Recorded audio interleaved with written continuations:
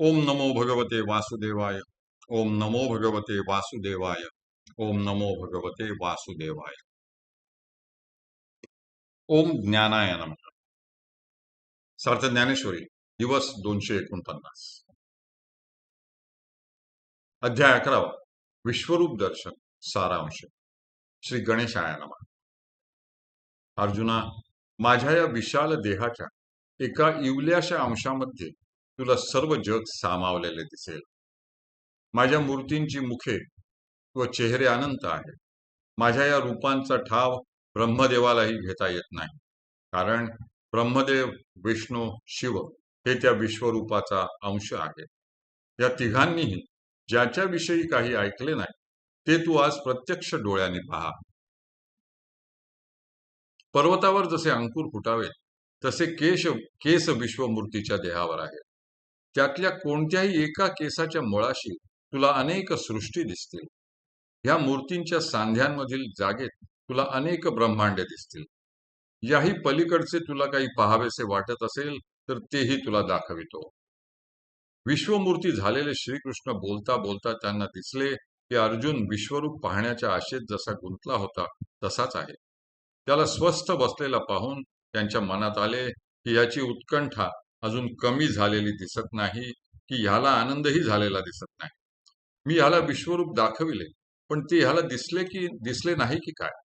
देव हसले आणि म्हणाले, आम्ही तुला विश्वरूप दाखविले, पण तू ते पाहिलेच नाहीस.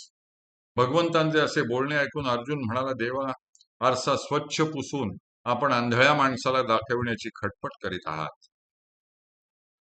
जे विश्वरूप इंद्रियांना अगोचर आहे असे शास्त्रांनीही सांगितले आहे आणि जे केवळ ज्ञानदृष्टीनेच पाहता येते, ते जर तुम्ही माझ्या चर्मचक्षून पुढे ठेवले तर ते मला कसे पाहता येईल? अर्जुनाचे असे बोलणे ऐकून देव म्हणाले, तू म्हणतोस ते खरे आहे. तुला विश्वरूप दाखवायचे असेल तर ते पाहण्याचे सामर्थ्यही तुला दिले पाहिजे. पण प्रेमाच्या भरात मी तुला ती दिव्य ज्ञानदृष्टी देण्याचे विसरलो. आता मी तुला ती दिव्य दृष्टी देतो. त्यायोगे तू माझा अघटित घटना रूप असा ऐश्वर्य योग पहा आणि पूर्णपणे त्याचा अनुभव घे. संजय धृतराष्ट्राला म्हणाला, राजा, हे सर्व आश्चर्यचकित करणारे आहे. मला वाटते हे पांडव भगवंताचा प्रीतिभाव घेऊनच जन्माला आलेले आहेत. अर्जुनाच्या इच्छेप्रमाणे वागण्यासाठीच परब्रह्म तत्वाने हे कृष्णरूप घेतले असावे. योगीजन समाधी साध्य करून जे ध्येय प्राप्त करू इच्छितात ते कृष्णरूप परब्रह्म अर्जुन रुसला तरी त्याची मनधरणी करते आहे. भगवंताने अर्जुनाला दिव्य दृष्टी प्रदान करता क्षणीच अर्जुनाला भगवंताचे परम ऐश्वर्य दिसू लागले.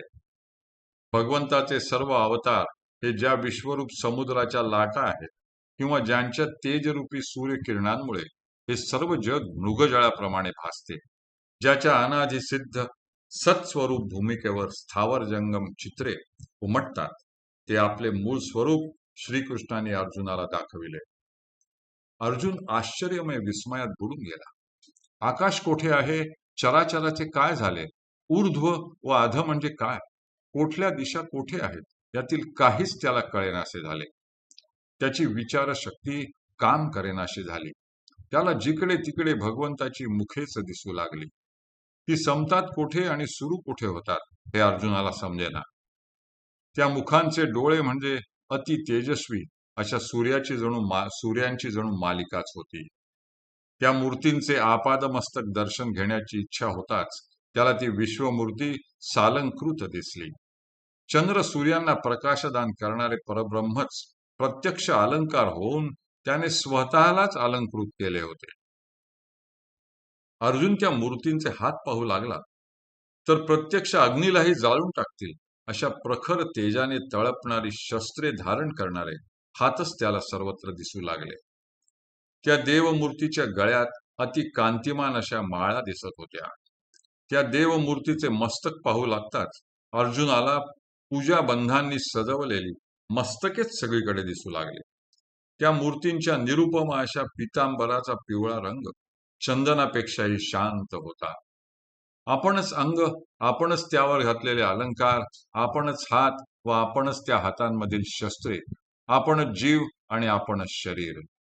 सारे चराचर विश्व देवाने व्यापले आहे असे अर्जुनाने पाहिले. हे सर्व अर्जुनाला अनाकलनीय वाटल्यामुळे अर्जुनाने आपले डोळे मिटले. तर काय आश्चर्य! डोळे मिटल्यानंतरही अर्जुनाला डोळ्यांनी डोळ्यांनी पाहिलेले ते सर्व चितचक्षून समोर दिसू लागले. ह्याप्रमाणे श्रीकृष्णाच्या विश्वरूप दर्शनाचे वेध लागलेल्या अर्जुनाला भगवंतांनी त्यांची अनंत रूपे दाखवून व्यापून टाकले. हरिः ओम, हरिः ओम, हरिः ओम. हरये नमः, हरये नमः, हरये नमः.